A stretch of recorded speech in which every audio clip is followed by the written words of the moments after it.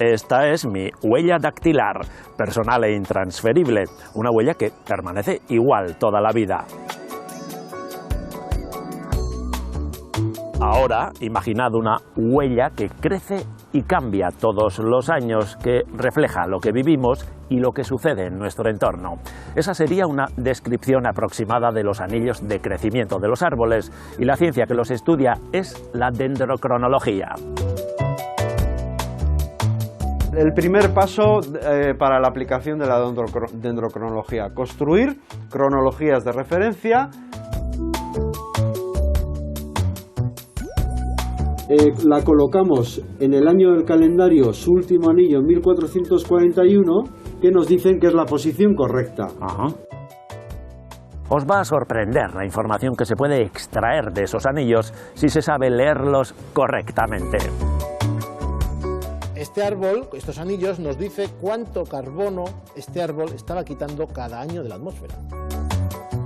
Hoy en Tecnópolis desvelaremos los secretos que guardan los anillos de los árboles. ¡Empezamos!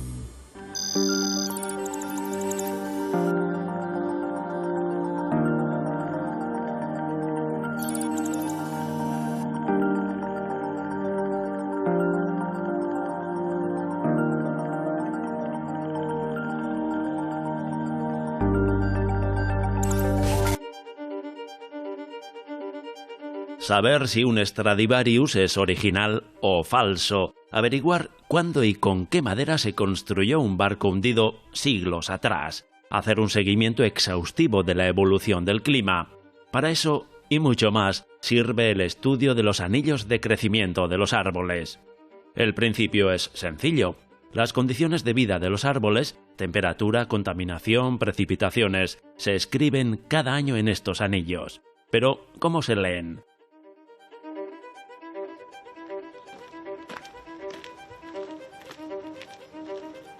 Más adelante os enseñaremos las gafas especiales que se utilizan. De momento, se necesita un taladro. El dendrocronólogo Josué Susperregui quiere datar la estructura de madera del caserío Ugarte de Asteasu.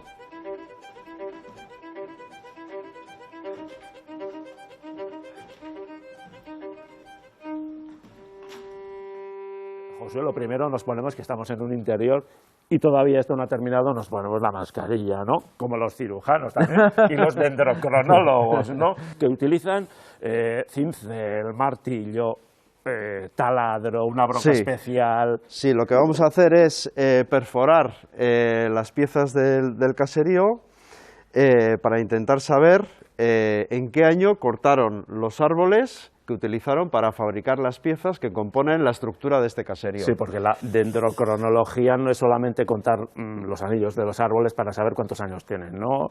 50, 100...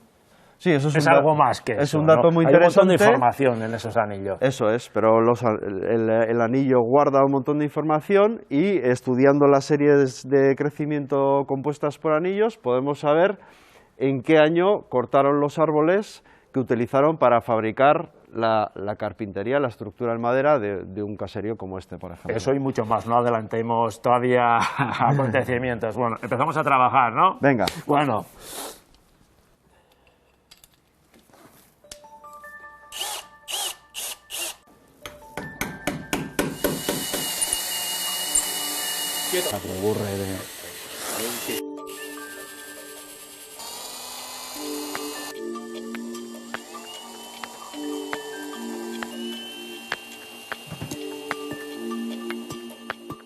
¿Cuántos años atrás nos llevarán estas muestras? Para saberlo, las hemos traído a la sede de Arqueolán, en Irún. Estas son las gafas que hemos mencionado antes. Es un microscopio bastante especial. En la estación de registro se mide el grosor de los anillos con una precisión de centésimas de milímetro. El resultado es una serie numérica y su representación gráfica. Se trata de un periodo de tiempo concreto, pero desconocemos aún a qué época corresponde. Para saberlo, hay que encontrar la ubicación de la serie en cuestión en una secuencia temporal de referencia más larga. Hay que buscar coincidencias, o como se dice ahora, tiene que haber un match. ¿Con qué se compara? ¿no? Pero al final eso es lo que nos dirá la datación, el resultado de la datación. Es el primer paso para la aplicación de la dendrocronología. Construir cronologías de referencia por cada especie y zona climática. ¿Y cómo se hace eso? Tenemos fabricada nuestra cronología de referencia, hemos extraído las muestras, lo que hacemos es comparar esa serie numérica y gráfica con la referencia. Para ello hay todo un software especialmente diseñado para este tipo de estudios que hace un montón de comparaciones de test estadísticos. Y esas comparaciones, tanto estadísticas como visuales, que son muy importantes. Al final los picos tienen que coincidir, efectivamente, ¿no? Dicho sobre todo las bajadas, los años malos, vamos a decir, donde ha sufrido el árbol, esos son los claves, y ahí nos va a dar una coincidencia. El match, que se dice, ¿no? El match. Esa referencia cronológica base se comenzó a modelar en la montaña alavesa. Tomaron muestras de árboles vivos, robles de más de 400 años.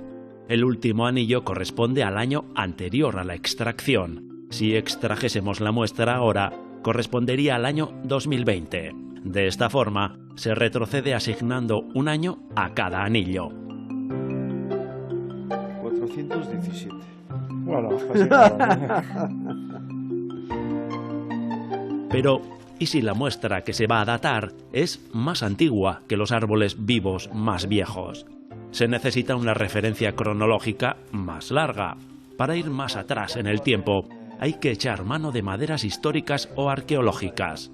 Por ejemplo, si encuentras un trozo muy antiguo de madera que cuenta con una serie de 200 anillos y una parte coincide con la información que hemos obtenido de los árboles, la coincidencia o match alargará la referencia cronológica base.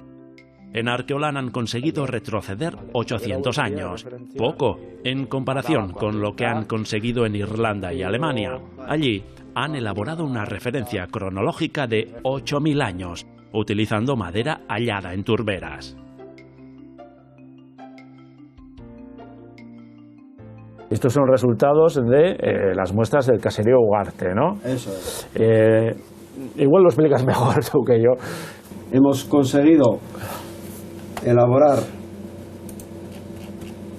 una serie que mide 91 anillos de longitud, lo cual ya es buena para un análisis estadístico. Uniendo diferentes muestras. Entonces lo comparáis con la base de referencia. Con la referencia y nos dice...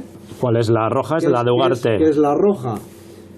Si la colocamos en el año del calendario, su último anillo, 1441, hay toda una serie de índices estadísticos que nos dicen que es la posición correcta. Estos son en gris los match o las coincidencias. Las zonas en gris son las que marcan donde coinciden exactamente las dos curvas. Se ve perfectamente, ¿eh? Me parece increíble, ¿no? Estos numeritos nos llevan muy, muy, muy lejos, ¿no? 1450, 1400, sí. 1350...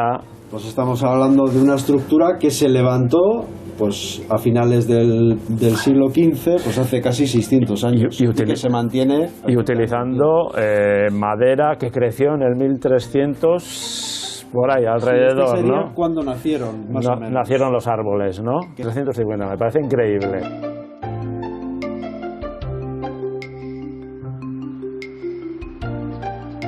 El Departamento de Ecología de la Universidad Pública de Navarra no quiere retroceder tanto en el tiempo. A vosotros os interesan los árboles vivos, ¿no? Vivos. En este caso. Exactamente, son los que nos dan la información de cómo han sido sus condiciones de vida en el pasado y cómo están aún experimentándolas ahora. Leyendo también los anillos, utilizáis la misma técnica. Es la misma técnica, medir los anillos, buscar qué hay en esos anillos y usarlos de referencia para estudiar el pasado e intentar predecir el futuro. Bueno, vamos al laboratorio y nos lo muestras como de acuerdo. La dendroecología busca saber cómo han crecido los árboles en los últimos 50, 60, 70 años, precisamente cuando se han empezado a notar los efectos del cambio climático. Eso también está escrito en los anillos. dejamos el calibre en su sitio. Aquí tenemos las muestras. Las muestras, ¿no?, con las que trabajamos. ¿Qué os dicen a vosotros estos anillos, por pues, ejemplo? Fijaros, esto es un pino silvestre de la Sierra de Illón de Navarra, y lo que vemos aquí es cómo este árbol ha crecido de forma muy regular, sin parar, muy cómodamente, porque veis que es un árbol muy circular. Ha crecido a gusto. Exactamente. Solamente al final, cuando empieza a ser grande, los anillos son cada vez más estrechos, porque ya sus vecinos también han crecido, así que empiezan a apelotonarse. ¿Y aquí? Aquí vemos cómo desde muy joven se ramificó, y que tenemos esa estrategia será para buscar mejor los recursos, y solamente hay 2 o 3 años en los que crecía bien. El resto de los años ya empezó a tener competición muy directa. Eso quiere decir que este seguramente estaba creciendo al lado de otro, mientras que este estaba bastante alejado de cualquier otro vecino. Hemos hecho mención a los registros climáticos, ¿no? De temperatura, precipitaciones. ¿Se puede ver esto aquí? Esto lo podemos ver, veis que aquí ver hay la sequía una línea. del 80 y... En estos árboles lo podemos ver sobre todo en los últimos años. Aquí vemos estos años que son más estrechos. Esos corresponden seguramente con las sequías. Esta puede ser la sequía del 2003, que fue bastante fuerte, porque este árbol creo que se cortó en el 2008, me parece. Seguramente será una de aquí. Y luego hay otras sequías que vendrían por aquí, que serían de los años 90, que fueron también bastante importantes. La barrena va a ir entrando y va a ir recogiendo un trozo de madera dentro del tubo de hierro. Están llevando a cabo su investigación en 2 parcelas de la montaña navarra y comparan los registros de los anillos con los datos recogidos en las estaciones meteorológicas. Ese contraste arrojará una relación matemática que ayuda a predecir cómo serán los anillos del futuro en un contexto de cambio climático. Hablamos de gestión forestal. Inviernos menos duros y sequías recurrentes desplazarán la explotación a zonas más altas, y no solo en Navarra, también en toda Europa. Asimismo, se analiza la densidad de la madera en cada anillo mediante un escáner. Han observado que en los años más secos, los anillos son menos compactos. Es decir, la madera es más floja, y eso lo hacen los árboles para intentar reducir la dificultad del agua que tiene que pasar a través de la madera. Así que la calidad, no solamente la cantidad, la calidad de la madera también está afectada por el cambio climático.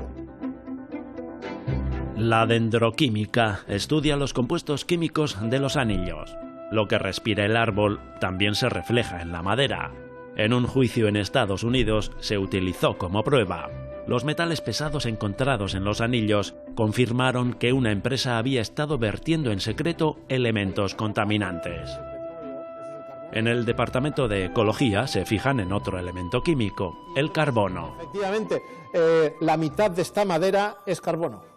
La mitad de esto es carbono, la otra mitad es hidrógeno, oxígeno y algunos de los otros compuestos que hemos mencionado antes. Pero esto es carbono prácticamente puro, podemos decir, en la madera.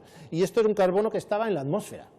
Y además, este árbol, estos anillos, nos dice cuánto carbono este árbol estaba quitando cada año de la atmósfera. Podemos ver la anchura del anillo, podemos multiplicarlo por la densidad de la madera, con lo cual tenemos los kilogramos por hectárea de carbono que este bosque ha estado retirando de la madera. Se puede calcular directamente.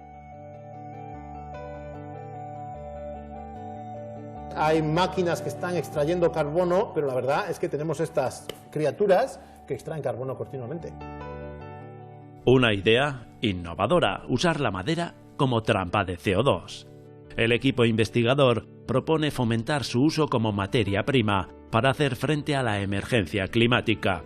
Una solución redonda, como los anillos.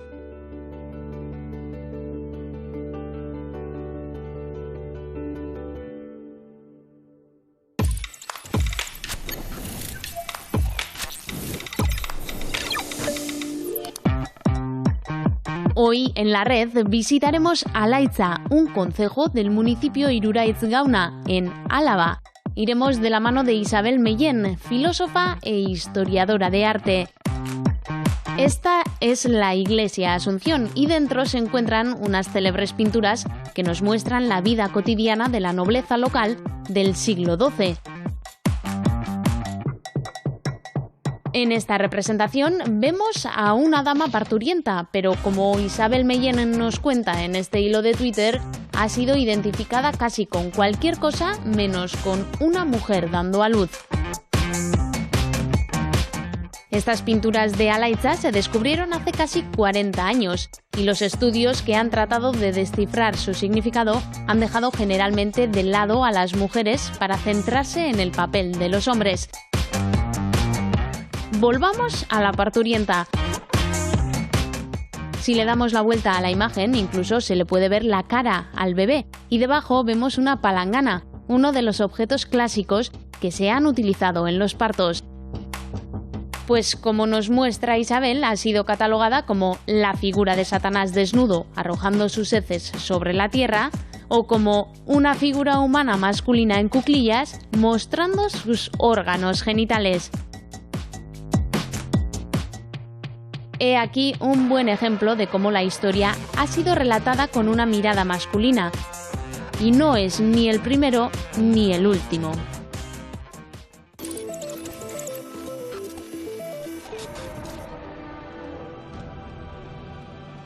Durante muchos años, la ciencia ha construido un relato de la evolución humana. En resumen, y según esa narración, todos los grandes avances y las actividades más importantes han sido realizadas por los hombres. Ellos han sido los cazadores, los luchadores y los líderes. Asimismo, el papel otorgado a la mujer en la prehistoria ha sido secundario. Ellas han sido las cuidadoras. Generalmente la visión de la prehistoria que se nos ha ofrecido, y sobre todo el paleolítico, de los primeros estadios evolutivos del hombre, siempre ha sido una visión muy androcéntrica, ¿no? Que está muy centrada en el hombre cazador, ¿no? Y es cierto que sabemos positivamente que esto no es así. Las mujeres tallaban herramientas de piedra, cazaban, recolectaban y seguramente hacían muchas más cosas de las que en principio se nos había contado que hacían. Investigaciones más recientes y los avances tecnológicos han demostrado que muchas de las convicciones que se han dado por verdaderas no estaban basadas en evidencias. Un ejemplo, las mujeres pintaban o no pintaban en las cuevas. De manera clásica se han pintado a los hombres, pero miramos los datos científicos, ya sabemos que las mujeres pintaban y mucho. En la pintura rupestre lo que aparecen son marcas de manos, ¿no? Y se cree que pueden ser las firmas. Y se han analizado y se ve que en muchos de los casos más de un 50% son de mujeres. Pero ¿cómo es posible que se dé esta situación si la ciencia es un conocimiento basado en la evidencia? Según va cambiando, digamos, las gafas con las que miramos esa evidencia, también pueden cambiar, aunque la evidencia sea la misma, puede cambiar también la manera de interpretarlo. Es decir, los datos siguen siendo los mismos, pero el contexto, no solo científico a nivel de muestras de comparación con las que podamos hacerlo, sino también cómo lo abordamos, cambia a lo largo del tiempo. Entender quién ha estudiado y quién ha interpretado los hallazgos científicos puede ser clave para comprender cómo se ha descrito la evolución humana. Zientzia egiterako orduan generoa oso garrantzitsua da.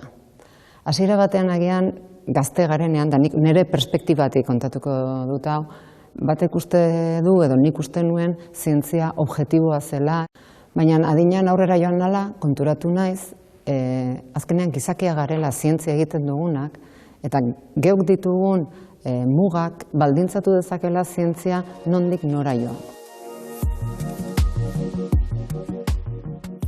Son varias las iniciativas que pretenden sacar a la luz la perspectiva androcéntrica y el sesgo de género que se ha producido en el estudio de la evolución humana. Es el caso de la exposición itinerante Evolución en clave de género, puesta en marcha por el CENIE, el Centro Nacional de Investigación sobre Evolución Humana. Buena parte de las imágenes de esta exposición van orientadas a dar una imagen de las mujeres en la vida cotidiana a lo largo de distintas etapas evolutivas y de esas actividades que son tan importantes y que solamente desarrollaban o que prácticamente solamente podían desarrollar ellas, ¿no?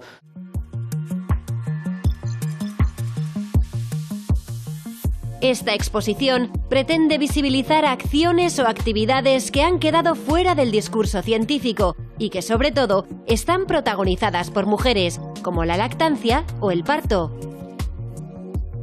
Actividades todas ellas que no han dejado huellas en el registro fósil, pero que tienen mucha importancia. La colección quiere mostrar la perspectiva de la mujer en la evolución humana mediante el uso de textos y, sobre todo, imágenes innovadoras.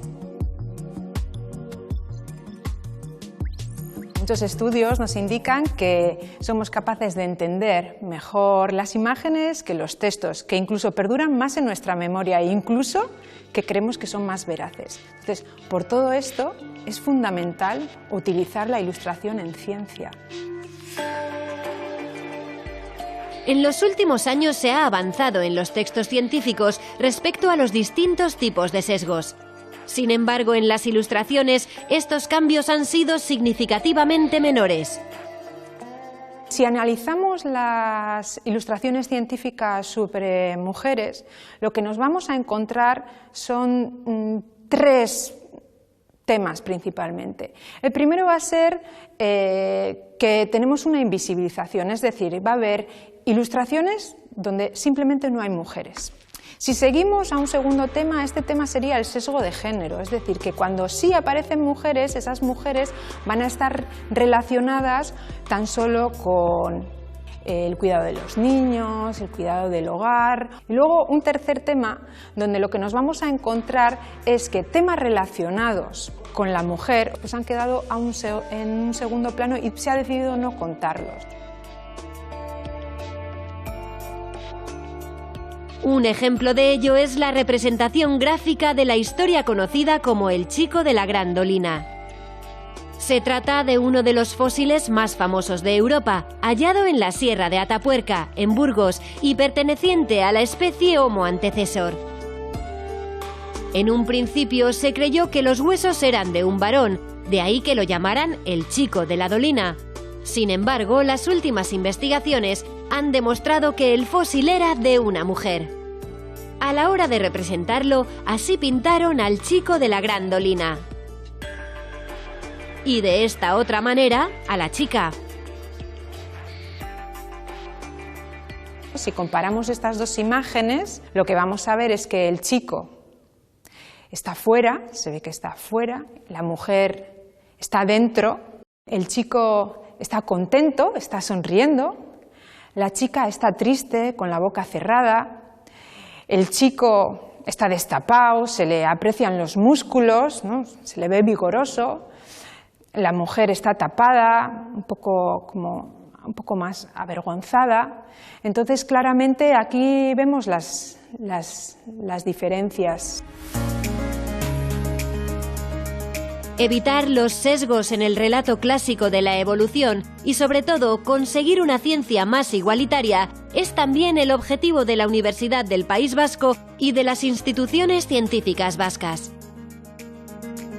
El éxito evolutivo de la especie humana se basa no en los individuos, sino en la colaboración entre individuos, varones, hembras, mujeres, hombres, individuos de diferentes edades, que es lo que ha permitido avanzar, reproducirse y por lo tanto tener ese éxito evolutivo. Igualmente, dentro del cuerpo de los investigadores y de las investigadoras no se puede prescindir de más o menos el 50% de las personas que aportan también su mirada. Todas las observaciones en determinadas disciplinas fundamentalmente están muy condicionadas por la aproximación, por la teoría de la que se parte, ¿no? Entonces, el tener en cuenta ese punto de vista y por lo tanto hacer una revisión de algunos de los conocimientos de los que disponemos van a permitirnos tener una visión más objetiva, más intersubjetiva de la realidad, ¿no? Y de nuestro pasado. Para llevar a cabo una revisión de la prehistoria, es imprescindible impulsar nuevos enfoques y aplicarlos en la educación, ya que algunos estudios realizados hasta el momento indican que el conocimiento existente sobre la evolución humana es parcial. Si lo que pasó verdaderamente era que las mujeres cazaban, que las mujeres pintaban, que las mujeres parían, ¿no? Necesitamos estas ilustraciones, tanto nosotros los adultos como los que vienen, porque si no, lo que pasa es lo que se ha visto en estudios, que los niños y niñas, lo que cree que había en la prehistoria eran tan solo hombres que cazaban. Entonces esto es verdaderamente preocupante. Para implementar nuevas miradas es necesario, entre otras cosas, aumentar la presencia de mujeres en la ciencia, en todos los ámbitos. Se están produciendo cambios, pero todavía queda mucho por hacer. Aldatzen ari garen honetan uste dut bide luzea daukagula egiteko, eta pentsatu nahi dut gizarteko emakume gizonezko proportzio hori zientzian ordezkatzen denean edo agerian jartzen denean gauzak hobetogo egingo ote ditugun. Behintzat begiradak zenbakian eta kopuruan orekatuta egongo dira eta horrek lagunduko aldu gauzak hobeto egiten. Hori da nire esperantza. Se conseguirá más pronto que tarde que estas imágenes reflejen la diversidad de la sociedad.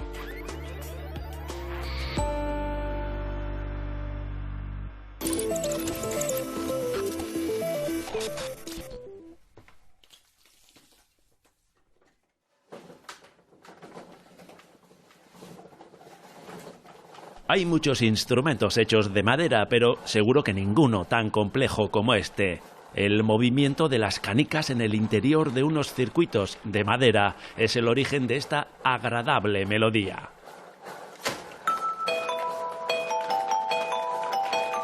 El artefacto lo ha fabricado un músico, creador y carpintero alemán y funciona, todo un logro.